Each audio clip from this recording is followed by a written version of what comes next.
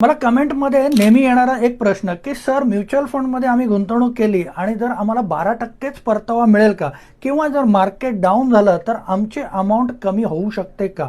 तर मित्रांनो, म्युच्युअल फंडमध्ये जर तुम्ही गुंतवणुकीला सुरुवात केली आणि जर तुम्ही लॉंग टर्म इन्व्हेस्टेड राहिलात, व्यवस्थित जर इन्व्हेस्टमेंट केली, तर तुम्हाला 12% परतावा हा मिळू शकतो. हा आत्तापर्यंतचा बघितला गेलेला अभ्यास आहे.